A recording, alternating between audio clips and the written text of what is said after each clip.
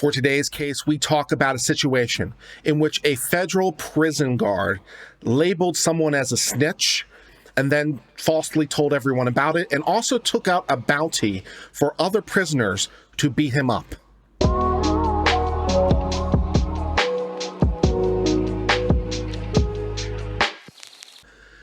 Hello, everyone, and welcome to Uncivil Law, where we learn through the misfortunes of others. As always, I hope you'll enjoy this legal education content, and today will be the day I earn your subscription. For today's case, we're talking about Marcellus Hoffman versus Preston. Marcellus is a prisoner, and Marcellus got on the wrong side of a prison guard, who then proceeded to then just tell other prisoners that Marcellus was a snitch. And tell them that, he was snitching against other prisoners, and also took out a bounty on other prisoners to beat him up. And so the inevitable results. And so Marcellus over here would like to sue Mr. Preston. Now, one of the complicating factors is that Mr. Preston, as I think I mentioned, is a federal prison guard. So we are not under 1983. We're not under 1983 because 1983 only deals with state level actors, not federal level actors. So we're under a whole new category, my friends, of Bivens.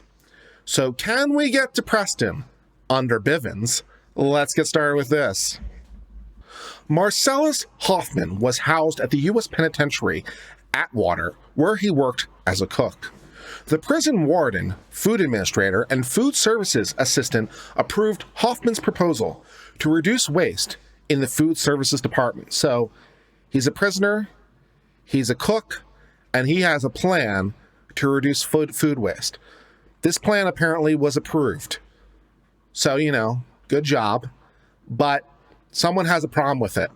Hoffman alleges that Timothy Preston, a Bureau of Prisons correctional officer at Atwater, was upset by the proposal and wanted Hoffman removed from the kitchen. So the guard has some thoughts on the prison food waste issue. Okay. He would like to express these thoughts in the following ways, however. In February 2016, Preston told another correctional officer in front of Hoffman and other prisoners that inmates are snitching in the staff dining hall and writing officers' name downs who are not paying for meals. Hoffman responded, "I'm not snitching on no one if you're talking about me."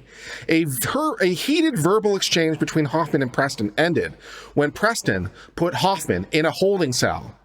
Preston later transferred Hoffman to a special housing unit, the SHU. So the SHU, for those of you who are not familiar, the special housing unit is kind of like a prison within a prison. So it's usually like the super secure wing of the prison, like the max security above max security, isolation, solitary confinement, really strict procedures, kind of stuff like that.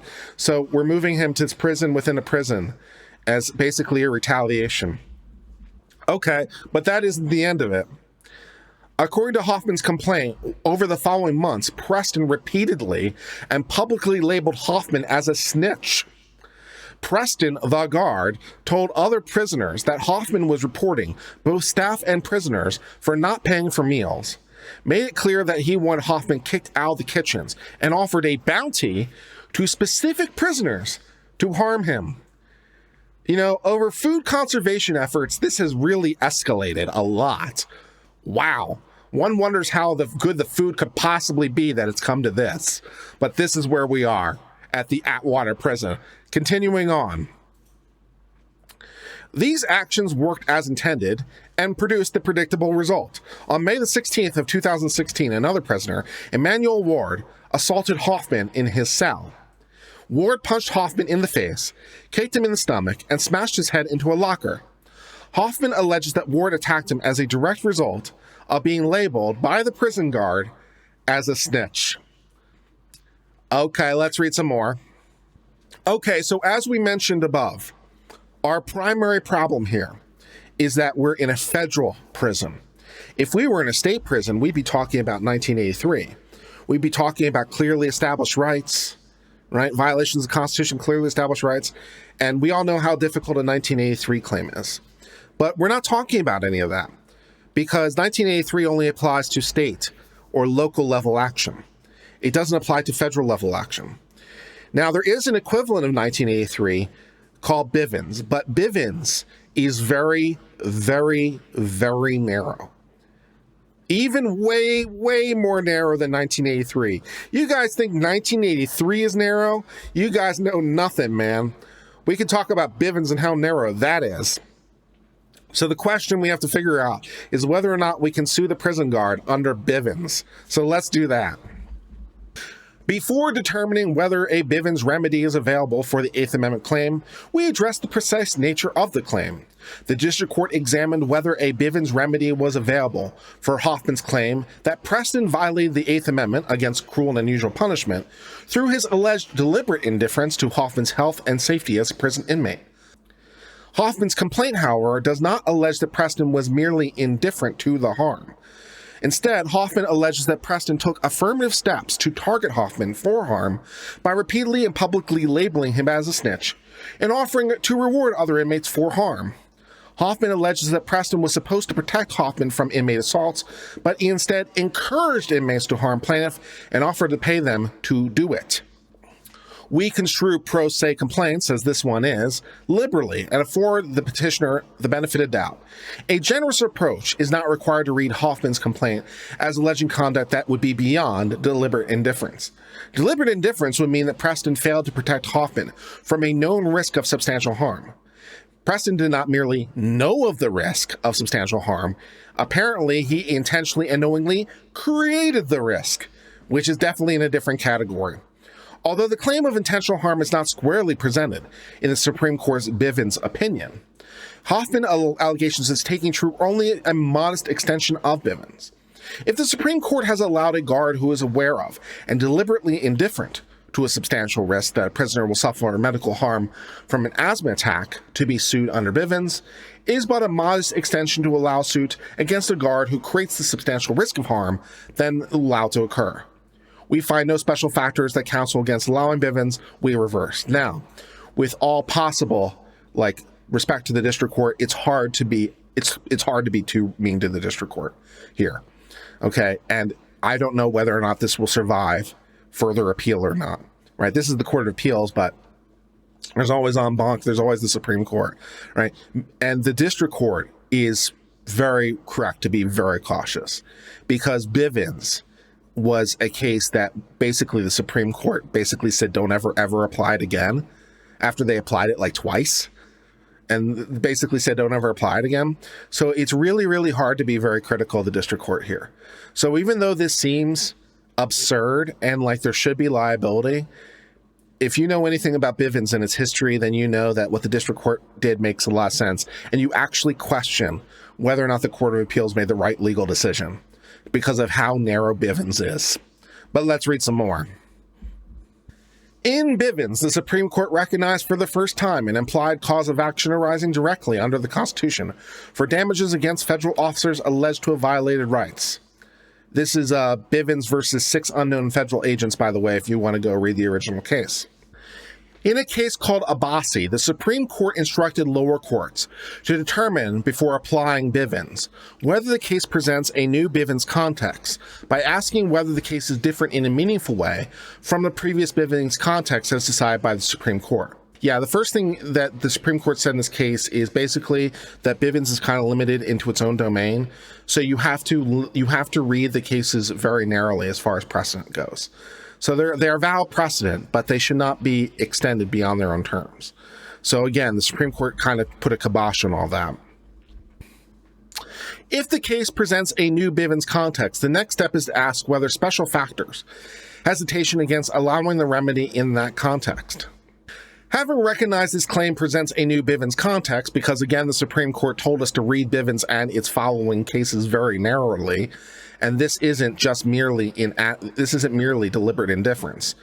Therefore, the question is whether or not you should extend it, which the Supreme Court strongly discourages, and then says whether or not there's what the Supreme Court calls special factors, which really mean basically any factors, to not extend the Bivens.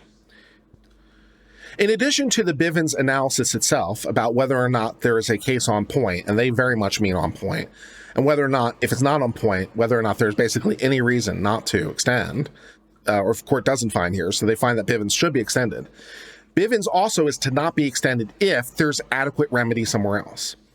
So if there's any other adequate remedy, then basically Bivens should not be extended according to the relevant case law. So the question becomes, is there another remedy? So let's go through that. The Department of Justice has represented that if Hoffman were to bring a state law tort suit against Preston, it is likely the United States would certify Preston acted within the scope of his employment.